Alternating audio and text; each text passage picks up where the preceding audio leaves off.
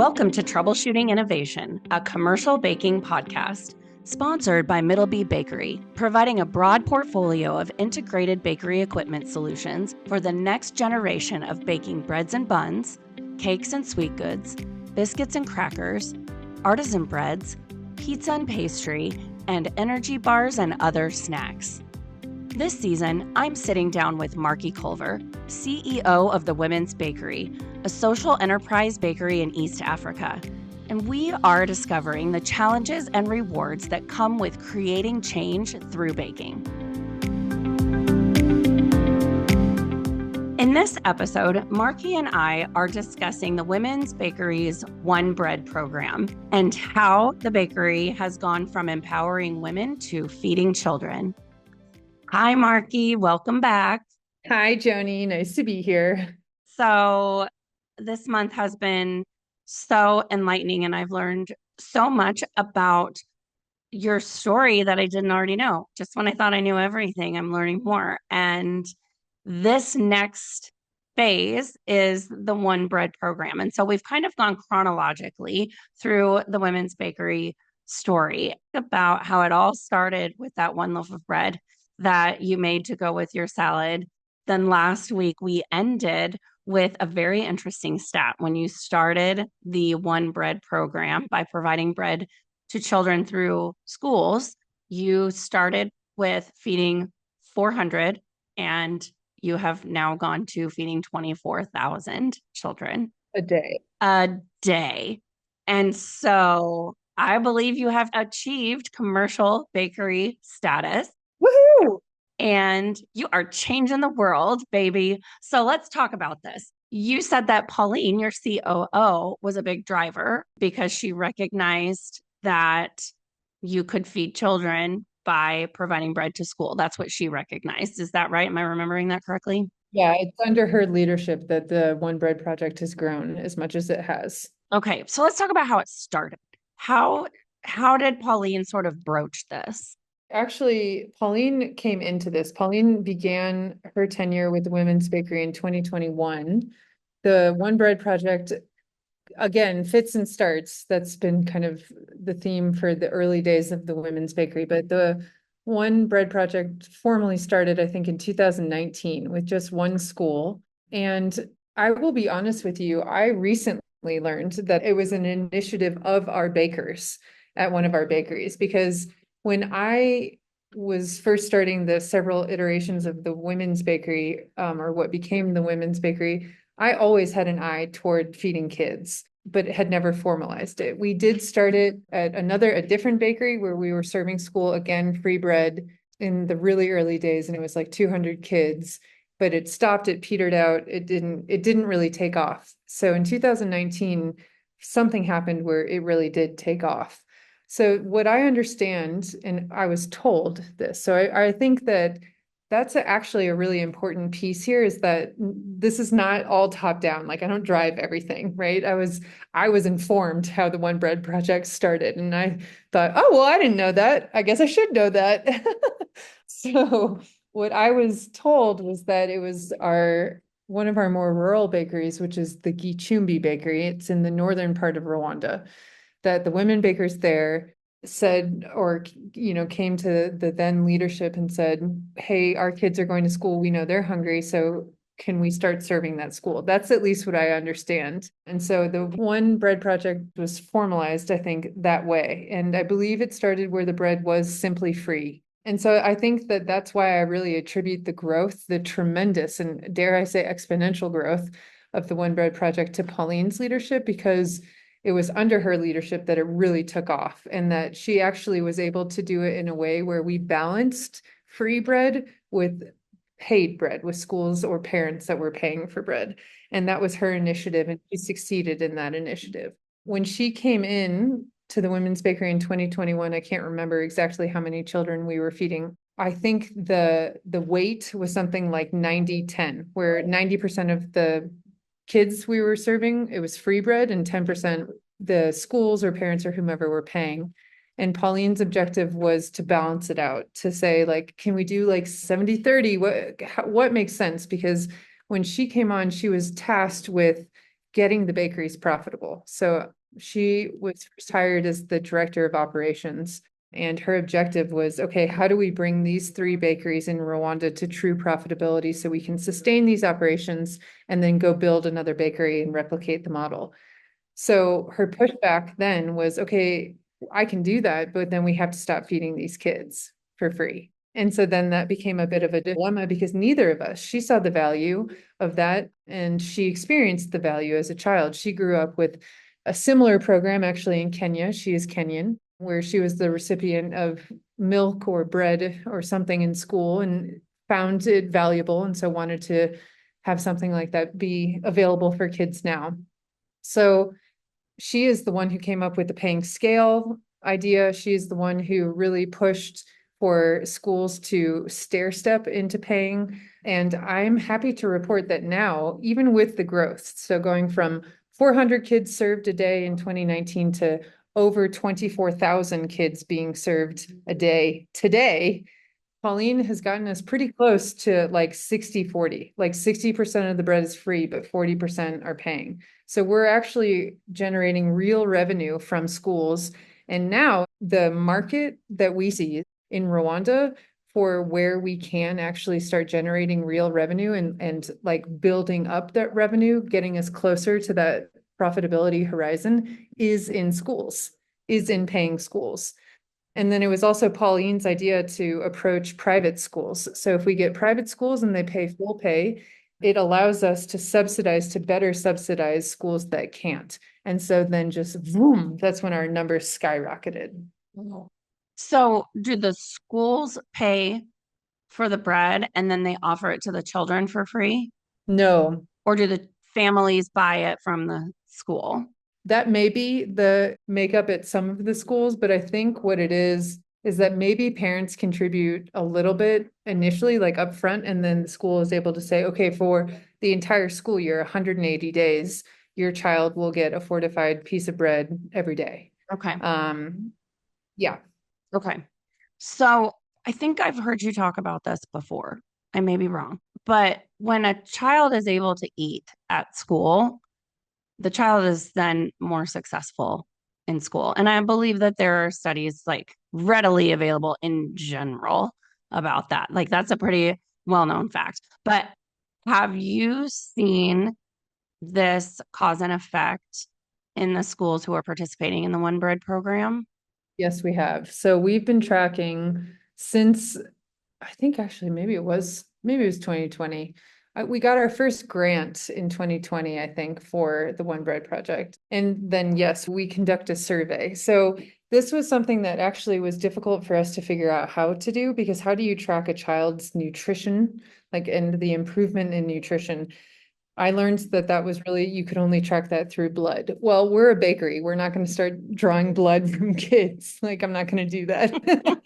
So we had to do like more qualitative evaluations. So we created a survey with multiple questions that we conducted at participating schools. Most of those schools were schools that received either free or heavily subsidized breads from the women's bakery. And the questions, when I say qualitative, some were quantitative because it was like what we saw, and this was something we weren't anticipating. The quantitative part was how much the attendance of a school changed and how dramatically. So for example, and we have testimonies from principals saying this, where parents would learn that this school in this community is serving women's bakery bread every day, and they would move their kids out of the school that they were currently going to put them into a school where there was women's bakery bread. So suddenly a school that maybe had like their attendance was 500 kids ballooned into 1,000. And that's also what made it difficult for us to keep up with it from a cost standpoint, because we'd sign a contract with the school, not anticipating that the attendance would increase so much, and it doubled, right? And so suddenly you have to double what you're providing. So yes. That answered like the quantitative. And then, Oh, yeah. Okay. So that one was a little harder for us to track, to be honest. We do have really good data from the last year, like this last year, but that one was a little bit more difficult to track. And I don't know exactly why. I don't know if it's like a human error on our standpoint or what, but I think that some of it had to do with attendance. If kids are coming mid-year, are they performing better than they did at the start of the year? That's just NA, like not applicable. So we didn't really have that data. But for the most part, what we've seen is, yes, that like attendance not only increases, but then kids don't drop out of school. So dropouts are usually pretty high. And so Bread is keeping them in school. And then, yes, the teachers report that students are performing better in school. So we're trying to now make our survey a little bit more sophisticated to get actual numbers. Like how much better are they doing in school? Like how many tests have they passed? Are they able to sit for a national exam and pass it? I think that because this program has grown so quickly, we're still learning what data points are important to keep track of. But yes, in short, kids are going to, staying in, and performing better at school. So then from your perspective, just in your lay opinion, you're not an economist, you're not a politician, but can you connect the dots? Like, what happens to a population that has more educated people and the people who are educated become better educated? What happens to a community when education is increased? Autonomy and development. Yes, exactly. That is, yes. Honestly, if you were to distill everything that the Women's Bakery is doing, I think that that is the ultimate goal. It's like agency, it's self-actualization. And so we do that for women. And I think the byproduct here through Bread is the children and the futures of families that can also happen. So yes, we absolutely see that. And I will say, and this gives me both hope and pride in the Women's Bakery, is that I think that the One Bread project and our proof of concept with this is starting to pay off, because not only are more schools approaching us, not only are more schools paying for bread in Rwanda, but now we're attracting people outside of Rwanda for the replication of this model, which would be amazing. It just seems like it would feed economic development. Oh yeah, definitely. So Melinda French Gates, if you're listening, or Mackenzie Scott, yes, Joni is correct. And yes, I accept.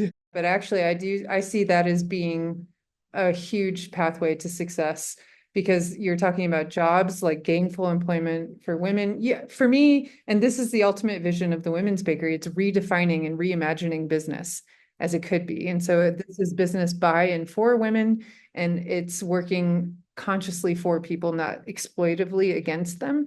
And so in this case, it would be kids, but then the future of those kids. So yeah, I see that as being amazing. And then I think that's going forward, that's looking at the future. And then if you go all the way back, or if you're looking at this along the value chain, then how can you do that also with all the raw materials, right? So like if you're going to balloon and have this amazing school, and it's not a feeding program, it's a snack program. Pauline is dreaming right now and will be working with professional technical bakers soon to actually make it more of a meal, how to put more hearty substance, whether it's like a filling in bread or something, to actually make it a meal.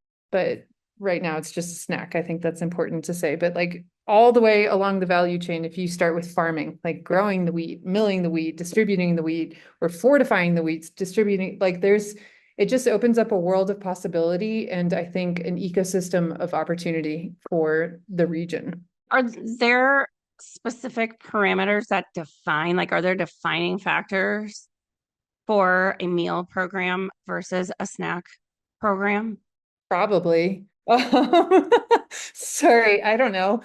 I think that for me, that's me. I'm the one saying that because like I really want to feed kids, like and heartily. And so I think what we're doing right now is we're filling a gap, but it's not all the way. Like so I think a piece of bread can be an excellent source of food, yes, but it's not a meal. And so then our next phase with the One Bread project is, okay, great. How do we make it a meal? And the meal being like, okay, you need protein, you need vegetables, and you need a grain, the complete meal. This season of Troubleshooting Innovation is sponsored by Middleby Bakery. The future of commercial baking facilities is rapidly evolving, becoming more user-friendly and cost-effective while enhancing sanitation, maximizing labor efficiency, ensuring employee safety, and embracing environmental responsibility. Leading this transformation is Middleby, which develops innovative solutions for industrial food processing. By uniting a diverse portfolio of brands dedicated to research and development in each area of processing, Middleby offers state-of-the-art equipment and processing lines. Middleby Bakery, one partner with so many solutions. Find out more at middprocessing.com. I mean, I think that this is like a small but incredibly significant step, because it seems like I call back on what you said. Every episode, I call back on what you said in the first episode, that culturally in Rwanda, people ate one meal a day. In the rural parts, yes. Right. In rural East Africa.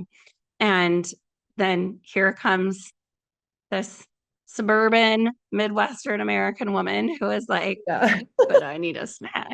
Like, but I have lunch.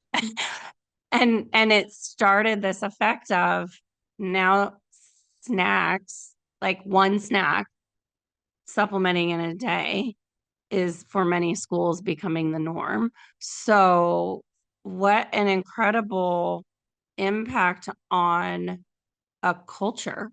Mhm. I'm pretty excited about this. I think that the potential, especially if we can do it in a way that truly is sustainable, whether it's working with governments or like local or national or partnering with larger foundations, I think that this has the potential to really be shifting. Like it could shift a lot of stuff in a positive direction, because it would encourage families to send their kids to school, kids to stay in school, kids to do better in school. If we as the women's bakery, if we were to get bigger contracts like that, it would allow us to employ more women, like train and employ more women. There's a ripple effect that could be pretty large here. Yeah, absolutely. And it's funny because it's circular, and then it also ripples out. The more that circle is sustained, the bigger the ripple it creates. Exactly. That's amazing. So, okay, so how does working with governments come into play? Is this something new? Or have you just been working directly with schools and now you're having conversations from a more legislative perspective? Yes, in short, yes. I think that in Rwanda, we tried to approach it's called the Ministry of Education, I think last year, about adopting this nationally. And while I do think that there's potential for that, I think that we're not quite there yet. According to the Ministry of Health, we need a large NGO, like a non-governmental organization's backing, and their choice would be the World Food Program. So we went to the World Food Program, and right now their focus area wouldn't be exactly what we're doing. They're focusing in other areas globally where they see the need being a little bit greater.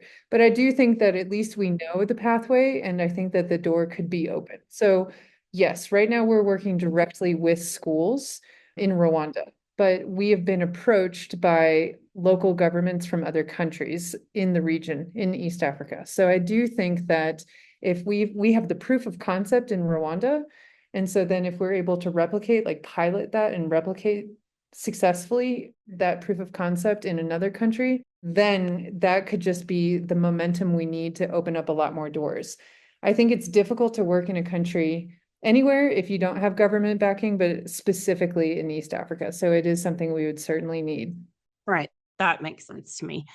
So, okay, so from a business standpoint, proof of concept has been achieved and you have the potential to replicate it. But how does one bread fit into the business? So, I guess what percentage of the business is one bread, and who are your other customers? What percent of our revenue is one bread, I think is your question. I think it's a really good one, because up until 2 days ago, I wish Pauline were on this call with me, because up until 2 days ago, I would say, well, it's probably not a driving factor in our revenue generation, but it is actually, and it could be pretty massive.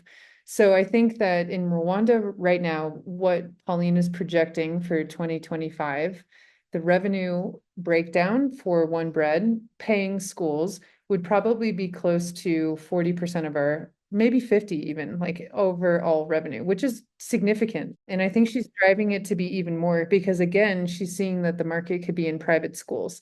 So perhaps some listeners are confused right now because obviously we work in more rural areas. And so don't we want to work with kids who are poor or maybe don't have access to this? The short answer is yes, absolutely. And we're looking for ways to do that sustainably. And so it's not always through donations, or if it is through donations, how do we supplement it with something here that's market based, which would be private schools? Am I correct in thinking like that is the function of social enterprise, that you find areas of profitability to support the social impact Yeah.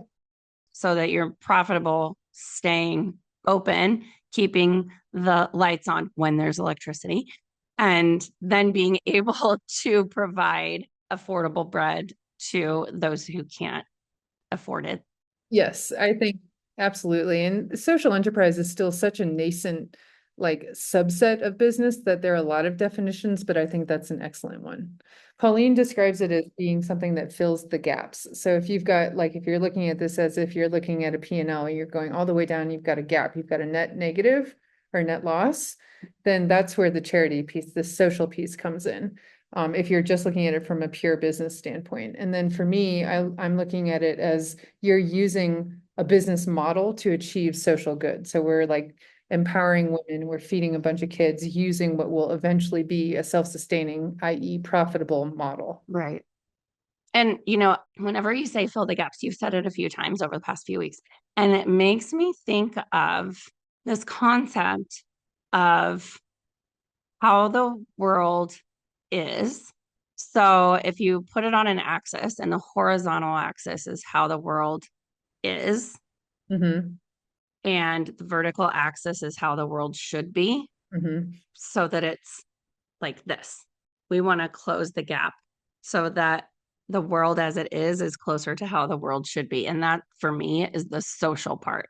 Yeah, absolutely. Yes. So the horizontal axis is more flat and a little bit lower. How the world should be is more at a 45 or 60 or 75-degree angle. And we want to bring that axis, the how it is, up and get how it should be closer to how it is. And I think you guys are doing that. That's what we're setting out to do. And that's what I mean when I say reimagine. And so I'm like my medium is business, but like so when I say reimagine business, it's because I see business as a medium or a tool to achieve positive, lasting social impact or social good. Like if you don't like the word impact, fine.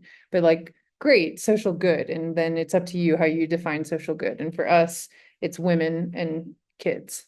Yeah, absolutely. So then, okay, so talk to me about the operational perspective of how One Bread fits into the business. Because every week I am just simply amazed at how the women's bakery achieves as much as it does with so few resources as a semi-automated bakery. So how are you making bread for other customers and for marketplaces while also feeding 24,000 children a day? How does that work operationally? Yeah, that's Pauline's domain, which I'm so glad you asked it because that is why I'm here in Rwanda, because I also have that question, Joni. I'm utterly flabbergasted every time I'm on a Zoom call because I work internationally. I live in the US and I work abroad. And so my touch point is usually via Zoom, and I'm often just utterly amazed at what we're able to achieve, and I can't wait to see it. So it's in shifts, but I also would like to see it. I'd like to physically follow from start to finish. I want to see how the bread is made. I want to get into one of our little rickety hard bodies, which delivers the bread, and I want to go to the school. So once I've done that, I will report back. Okay. Yes, definitely. And so next week we're going to talk about the future. So that's a really, I think, perfect spot for us to wrap up because I really wanted to take a look at the One Bread program and what you're achieving and how you've achieved it. But next week we're going to talk about the future and sort of what's kind of on the horizon and what you want to see the women's bakery become. Let's talk about some of the plans to achieve that. And so I think One Bread is a huge part of that. So I think it's a great place to stop. And then we're going to pick it up next week and sort of use One Bread as a jumping off point for what the future holds for Women's Bakery. What do you think? That sounds great. Okay, Markey, once again, thank you so much. I am just learning so much, and it's always a pleasure to talk to you. And thanks for closing the gap. Oh, thanks, Joni. That was a nice way to end.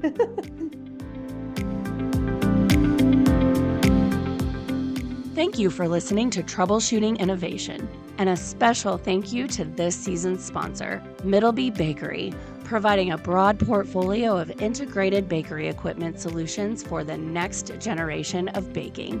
Find out more at middprocessing.com. Troubleshooting Innovation is an award-winning podcast from Commercial Baking. It's hosted by me, Joni Spencer, Editor-in-Chief of Commercial Baking, and produced by Jordan Winter, Avant Food Media's Creative Director. For more information on topics and sponsorship, visit commercialbaking.com or email info@commercialbaking.com.